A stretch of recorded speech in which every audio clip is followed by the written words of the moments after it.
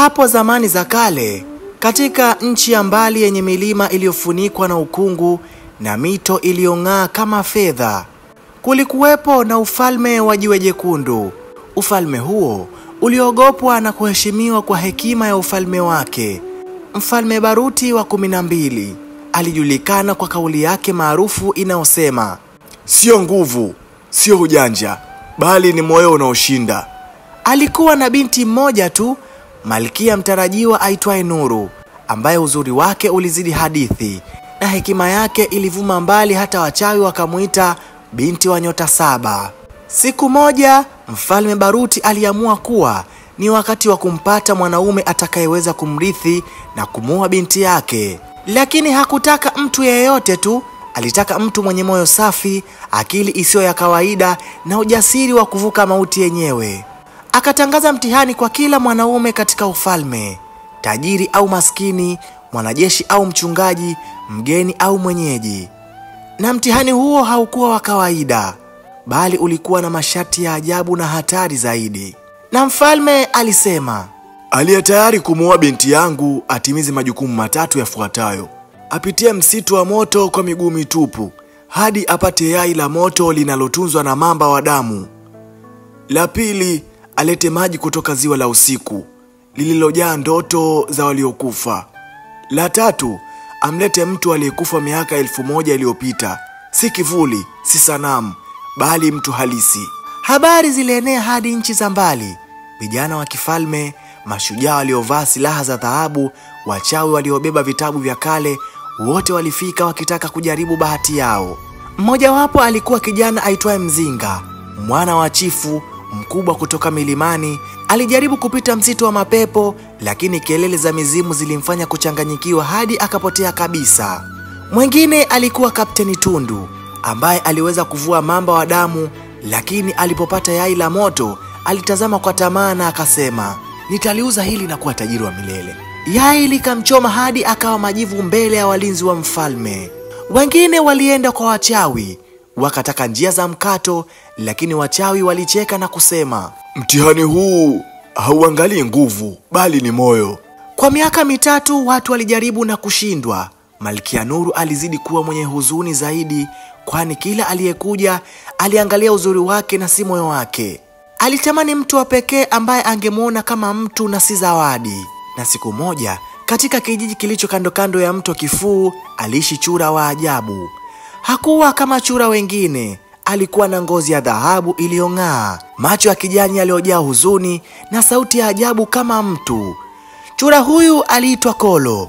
Watu walimcheka, wakamfukuza, wakadhani ni laana. Hawakujua kwamba alikuwa mwana wa malkia aliyelaaniwa na wachawi kutokana na chuki ya kale. Aliishi kwa miaka mingi kwenye kivuli, akitazama dunia ikipita, akisoma mabaki ya vitabu vilivyofurika kwenye mto na kujifunza hekima ya mizimu.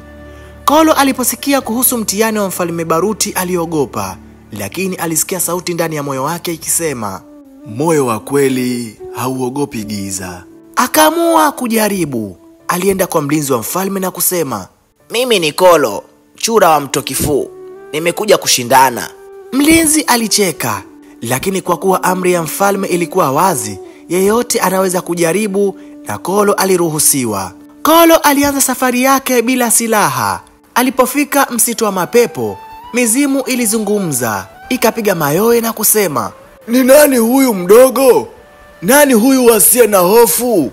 Kolo hakujibu, bali alikumbuka jina la mama yake aliyemlea, Mama Lulanda. Akatamka jina hilo kwa sauti, Mama Lulanda, ni mimi mwanao.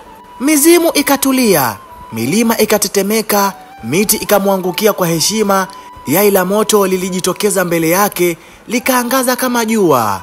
Aliliokota, akaliweka kifuani mwake na hakuchomwa, maana moyo wake haukuwa na tamaa. Ziwa la usiku lilikuwa kimya, limetapakana miili ya waliopotea katika ndoto. Kolo aliingia ndani yake bila kupepesa macho. Alizama ndani ya giza, akaona ndoto zote za wanadamu, chuki, tamaa na huzuni. Lakini aliimba wimbo wa upendo, wimbo aliowahi kuusikia mama yake akiimba, moyo wa kweli unaponya giza. Ndoto zikatulia, maji yakawa safi kama machozi ya moto.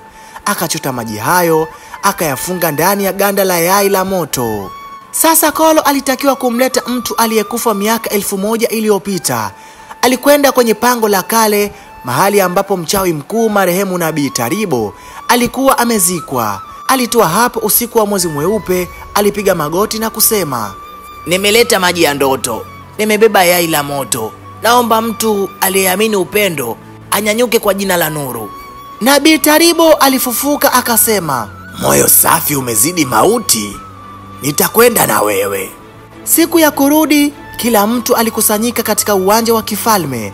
Mfalme Baruti alikuwa amekata tamaa hadi alipomwona chura mdogo anatembea mbele akibeba maji, yai na mtu aliye hai ambaye ni Nabii Taribo. Watu wakapiga kelele na kusema, chura, chura, chura, huyu ni chura, huyu ni mzaha, ni mzaha. Lakini Nabii Taribo akasema kwa sauti kuu, huyu si chura, bali moyo uliosafi zaidi miongoni mwenu. Ndipo mwanga ulitoka juu, Kolo akabadilika kuwa kijana wa dhahabu, sura ya upole na macho ya hekima. Alikuwa mwana wa kifalme wa kale aliyelaaniwa, na sasa akarudi. Mfalme Baruti alilia kwa furaha akasema, wewe ndiye niliyekungojea kwa miaka yote, binti yangu ni wako. Nuru alimpenda Kolo bila shaka. Waliungana katika ndoa ya kihistoria. Mizimu ilicheza, maji ya ndoto yakatumika kubariki ardhi, yai la moto likatumiwa kuwasha moto wa milele katika hekalu la moyo safi. Na Kolo aliyekuwa chura alitawala kwa jina la mfalme wa moyo safi. Akawafundisha watu kwamba sio nguvu, sio sura, sio mali, bali moyo ulio tayari kupenda hata gizani. Na Kolo akamuoa binti wa mfalme. Je, wewe umejifunza nini kupitia story hii? Tafadhali na kusubiri kwenye uwanja wa comment. Mwisho wa simulizi hii ni mwanzo wa simulizi nyingine ijayo. Lakini nikukumbushe usisahau kusubscribe kisha kubonyeza alama kengele iliyopo karibu yako, kujiwekea nafasi ya kupata story zaidi ndani ya masaa 24. Until next time, bye bye.